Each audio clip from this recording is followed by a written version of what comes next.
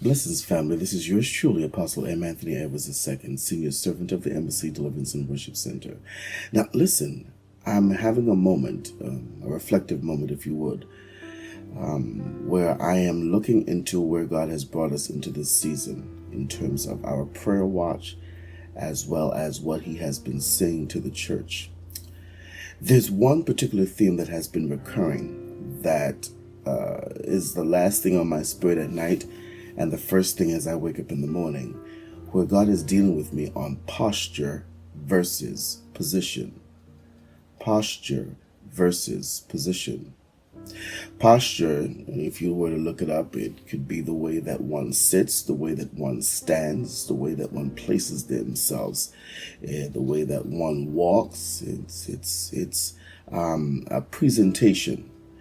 But the second definition of the word posture is an attitude, a mindset, a placing towards one goal. Then position is simply location or title, a location or title. One of the things that God has said to me is to posture yourselves, posture your heart towards your assignment.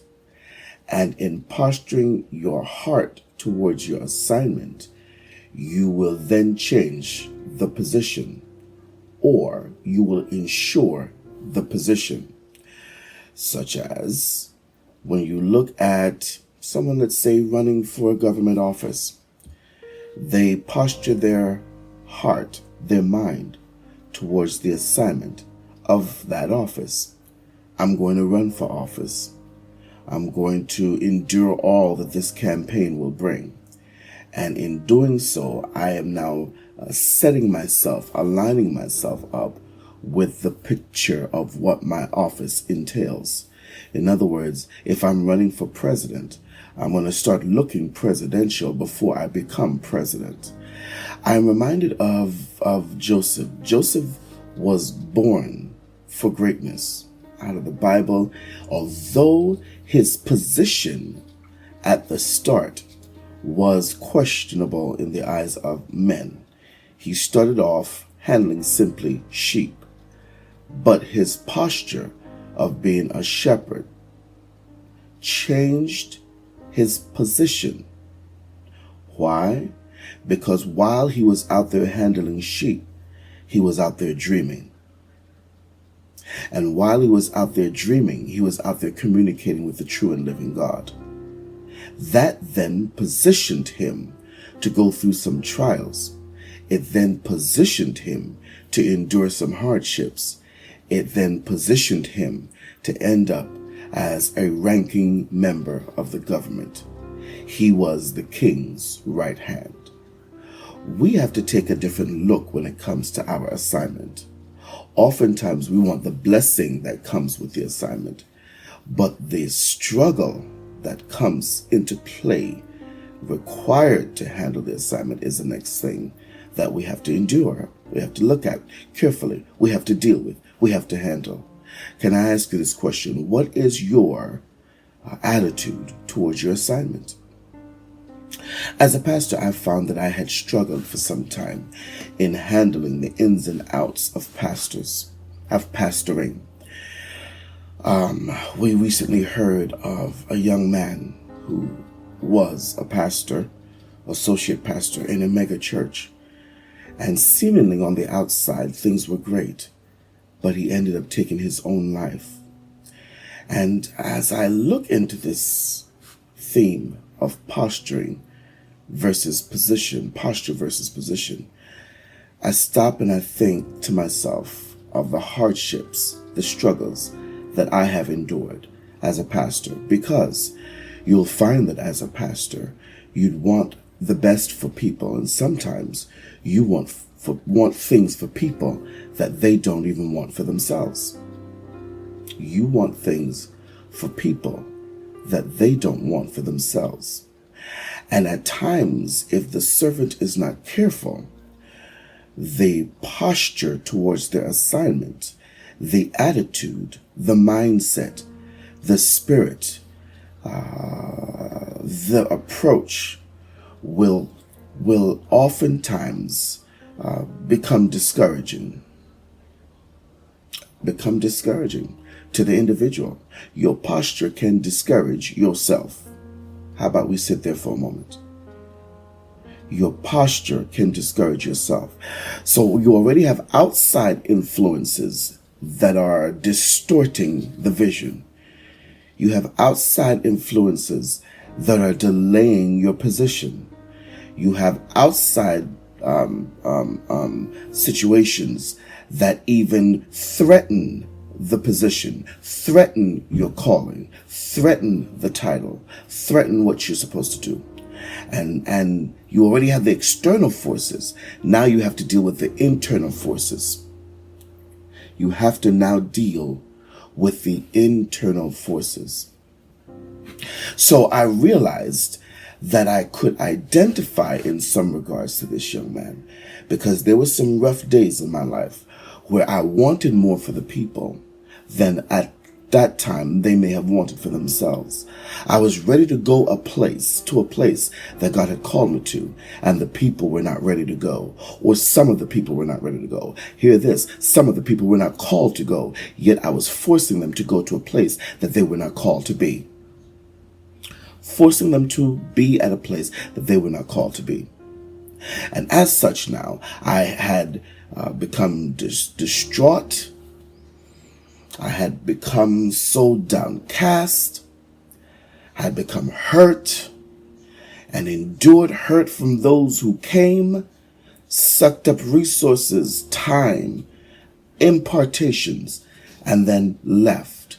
Endured what life was throwing at me, and still could not find resolve in my call.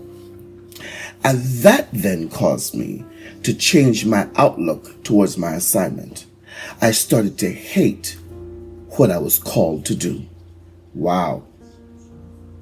I started to despise that which I was called to do.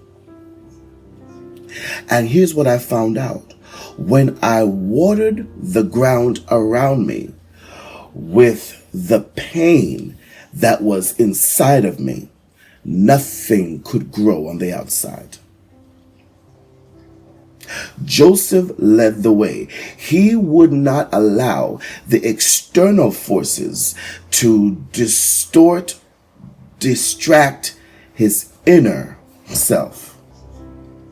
Even though he was in the pit, he knew that that was only a temporary position, because his posture was going to put him in a palace. His attitude towards his assignment was going to put him to his promise, put him into his purpose, put him into his calling.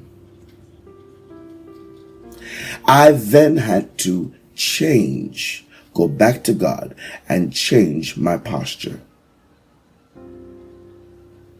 And I can encourage you today in your life, whatever you're facing, examine your posture, because your posture will dictate the end location, the end title. Can I say this? Let me say this. Now, I noticed that with the presidency, you will have a sitting president that is coming towards the end of his term. He is still known as the President of the United States, but then he's a lame duck president, as they call it. He still has the title.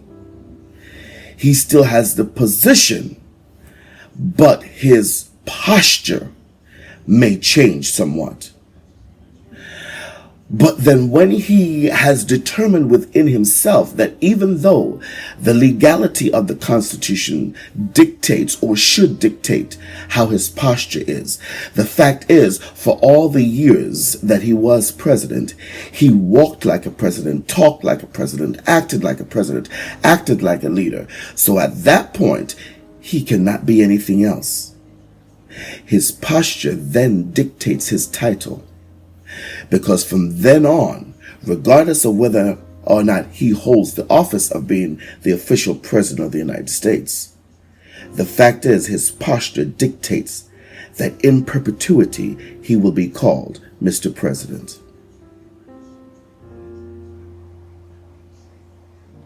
Your approach to your assignment will establish your name in perpetuity, forever, perpetual,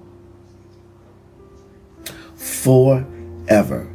Your approach to your assignment.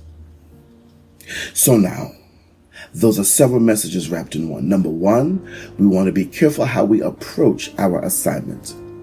Set your heart to the task.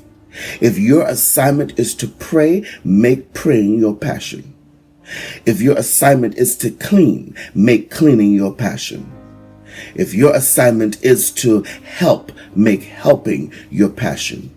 If your assignment is to lead, make leading your passion. Then now have constant opportunities of accountability so that you can always check your posture, check your inner man, and measure that against your assignment. Measure that against your assignment. I worked at having accountability to men of God, women of God, whom I respect. And in doing so, I was constantly under the microscope to recheck my posture. And when I realigned my posture to my passion for the end result, the way that I did ministry sparked a new revival. And you're witnessing that now. It has sparked a new revival. I don't care what you're facing today. Posture yourself. Give a right mentality towards your call. Watch God position you in a greater place from this point on. Listen, catch us on all other social media. Don't hesitate to support us. While the gospel is free, the logistics cost, and I'm looking for your support. Partner with us on a monthly basis, on a weekly basis. Let God lead you towards that. I thank you. Always faithful, always yours. Until next time, this is your servant. God bless.